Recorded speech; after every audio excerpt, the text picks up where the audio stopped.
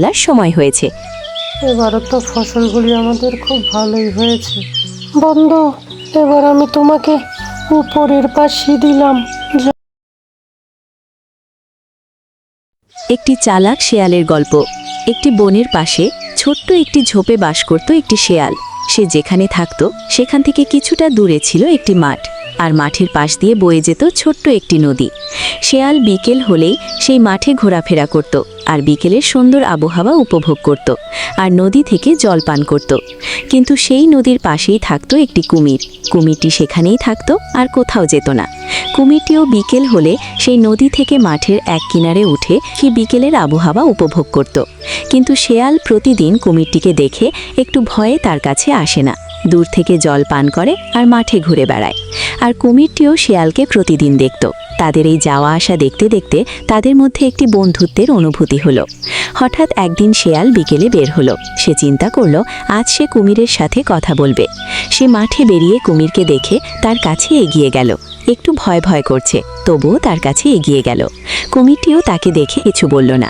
শেয়াল কুমিরের কাছে গিয়ে কুমিরকে বলল, প্রতিদিন আমি এখানে ঘুরতে আসি, তোমাকে প্রতিদিন দেখতে পাই, কিছু বলার সাহস করি না ভয়ে। তুমিও তো প্রতিদিন বিকেলে এখানেই থাকো, আমিও প্রতিদিন এখানেই ঘুরতে আসি। আমাদের মধ্যে একটি সম্পর্ক হলে কেমন হয়? দুজনে বন্ধুত্ব করি, প্রতিদিন আমরা বিকেলে এখানে ঘুরতে আসবো দুজনে মিলে, কেমন হয় বন্ধু? ঠিক আছে বন্ধু, আমরা আজ থেকে বন্ধু হলাম। বিকেল হলে তুমি এখানে এসো, আমরা দুজনে ঘুরে বেড়াবো। আচ্ছা ঠিক আছে বন্ধু, আজ থেকে আমরা বন্ধু হলাম।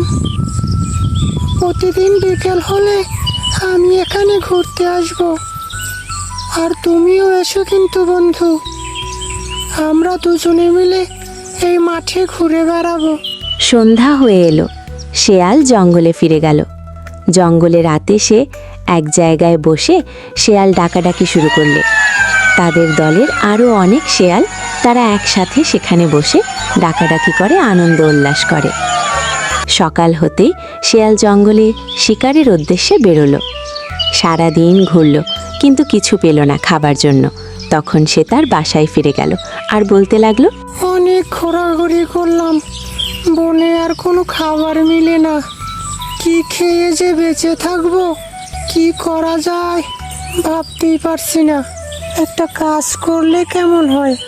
আমি বিকেলবেলা যেখানে ঘুরতে যাই ওই মাঠটি তো খুব ফাঁকা পড়ে থাকে। আমার বোকা বন্ধু আছে কুমির, তাকে দিয়ে হাল চাষ করানো যাবে। সেখানে যদি কিছু সবজি এবং ফলের চাষ করা যায় তাহলে খুব মন্দ হয় না, খাবারের চাহিদাটা তো মেটানো যাবে। বন্ধুকে দিয়ে হাল চাষও করানো যাবে, বুঝতে পারবে না। আর ফসল উঠলে ফসল আমি আমার বুদ্ধি দিয়ে কেড়ে নেব, তাই করতে হবে, না হলে বাচ্চা বড় মুশকিল হয়ে পড়বে। বনে কোনো খাবারও পাচ্ছি না। বিকেলেই সে বন্ধুর উদ্দেশ্যে রওনা দিল, তার সাথে সবজি চাষের বিষয়ে কথা বলতে। বন্ধু, বসে বসে আর কতকাল কাটাবো? বনে কোনো শিকার পাচ্ছি না, কোনো খাবারও পাচ্ছি না, কি খেয়ে যে বেঁচে থাকবো? চলো একটা কাজ করি, তোমার তো 4টি হাত পা আছে, আমরা এই খোলা মাঠে ফসল ফলাই, তুমি চাষ করবে, তোমার হাত পা দিয়ে ছালিয়ে বালিয়ে তারপর আমরা বীজ বপন করব, আর সেখান থেকে অনেক ফলমূল সবজি উৎপাদন হবে, আমরা সেগুলি খেয়ে বেঁচে থাকবো।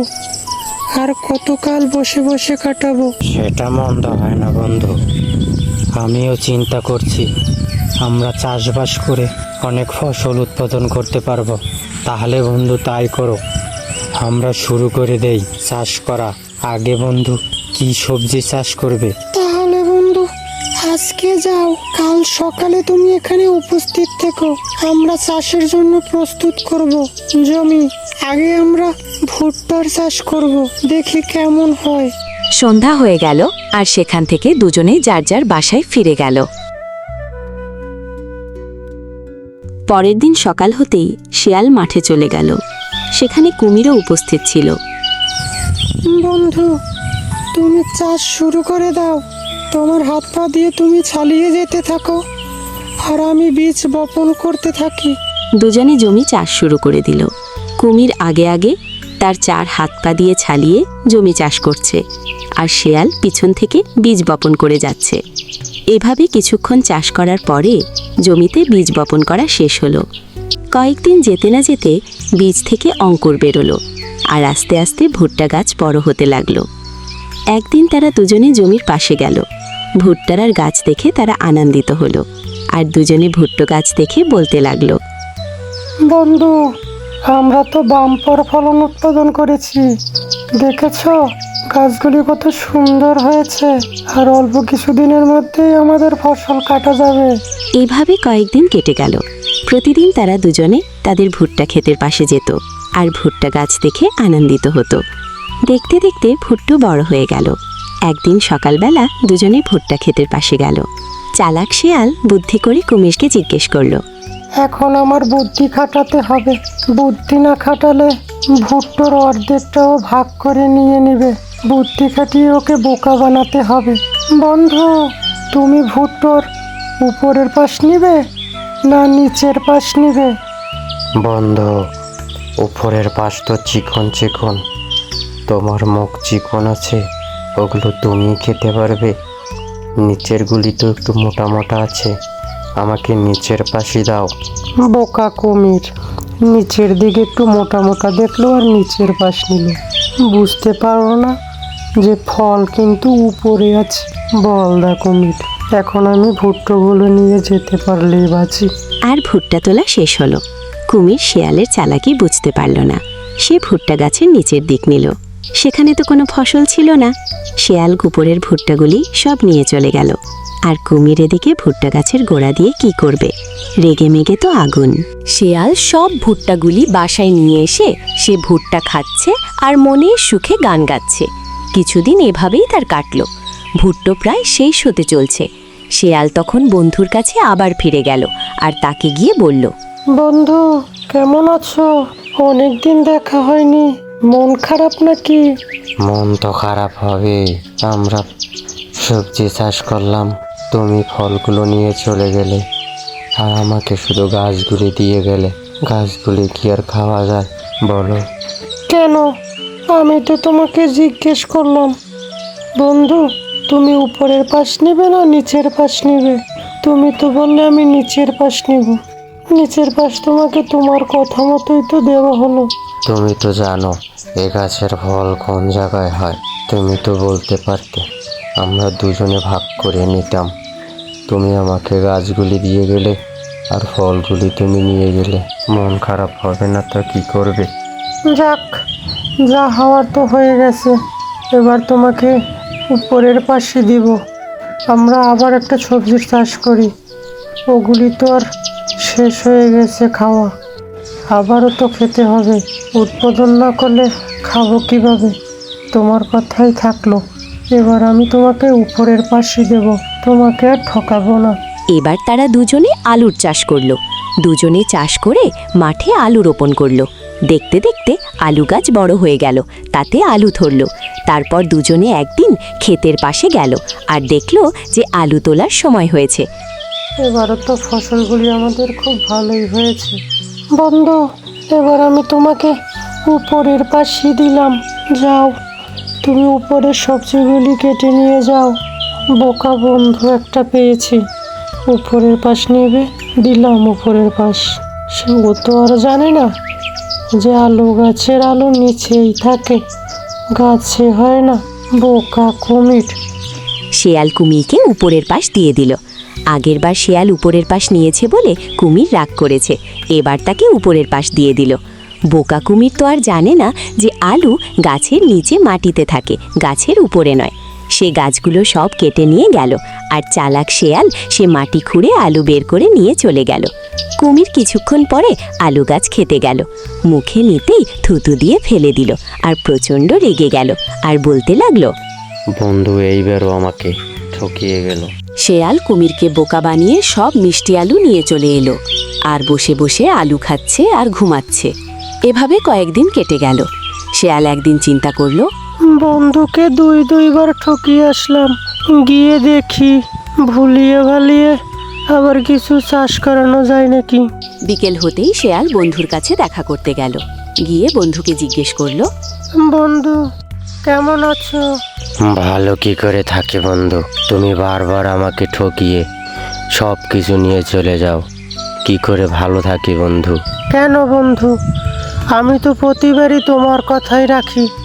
আগে তোমাকেই জিজ্ঞেস করি বন্ধু, তুমি কোন পাশ নিবে, তুমি কি নিবে? আমি তো তোমার কথাই বারবার রাখি। তুমি আমাকে বারবার জিজ্ঞেস করো, আমি তো আর জানি না কোন সবজি কোনখানে হয়, কোন জায়গায় হয়। তুমি বারবার আমাকে ঠকিয়ে চলে যাও, এভাবে তো আর চলে না বন্ধু। চলো বন্ধু, এবার আমি তোমাকে ঠকাবো না। এবার আর একটা চাষ করি আমরা।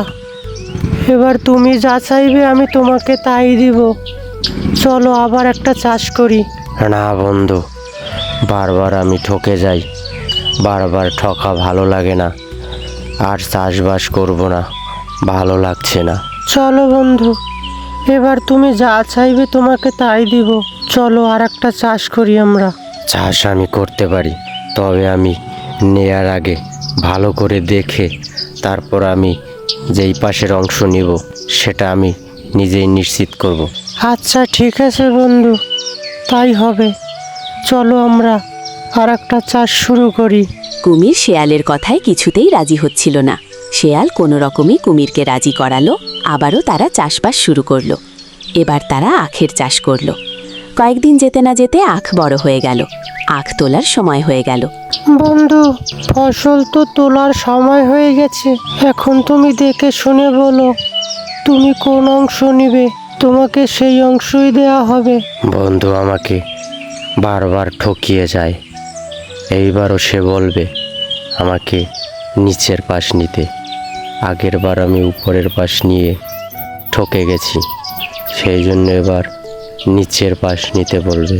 আমি তো নিচে খাবার মতো কিছু দেখছি না, উপরেই তো ভালো কিছু দেখাচ্ছে, সবুজ সবুজ, হয়তো বা ফল উপরেই হবে।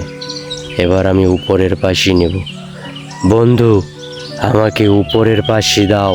তখন শেয়াল কুমিরকে নিচের অংশ দিয়ে দিল। কিন্তু বোকা কুমির এইবার নিজেই বোকামি করল। আগের দুইবার শেয়াল কুমিরকে ঠকিয়েছে বলে কুমির বোকামি করে সে নিচের অংশ না নিয়ে বোকামি করে আখের উপরের অংশ নিল, যেখানে আখের শুধু গাছপাতা। শেয়াল এই দেখে মনে মনে খুব খুশি হয়ে গেল। তখন শেয়াল বলতে লাগলো, শালায় আসলেই বলদ। ভাবছিলাম এবার ওকে ঠকাবো না, ওর উপর ছেড়ে দিলাম, যে অংশ নিবে ওকে সেই অংশই দিব। শালা বলদ, আখের কি আর উপরে কিছু থাকে? আখের তো নিচেই খাবার জিনিস। নিক, ও যেটা ভালো মনে করে।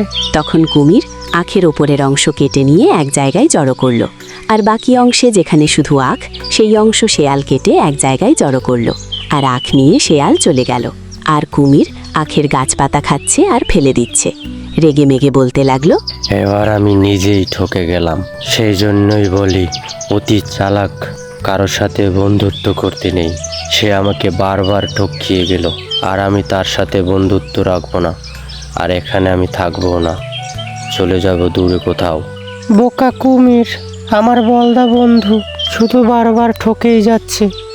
ভাবছিলাম এবার ওকে ঠকাবো না, শালা বলদ এবার নিজেই ঠকে গেল। গিয়ে দেখি তার কি অবস্থা। বন্ধু আছো? কই দেখতে পাচ্ছি না তোমাকে, কোথায়? রাগ করে চলে গেলি নাকি বন্ধু? এর থেকে আমরা কি শিখলাম? যে কারো সরলতার সুযোগ নিয়ে তার থেকে অতিরিক্ত কিছু কেড়ে নিলে তাতে ঈশ্বর অখুশি হন, আর সেই আদায়কৃত সম্পদ বেশি দিন থাকে না। তার কাছ থেকে ঈশ্বর সেগুলি কেড়ে নেন।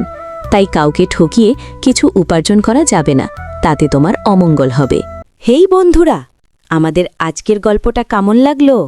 মজা পেলে কিন্তু লাইক দিয়ে দিও। আর হ্যাঁ, সাবস্ক্রাইব বাটনটা তো একদম লাল লাল, ওটা চেপে দিলে আমরাও খুশিতে নাচব। আর ভিডিওটা বন্ধুদের সাথে শেয়ার করতে একদম ভুলবে না। তাহলে দেখা হবে পরের দারুণ মজার গল্পে। Bye bye.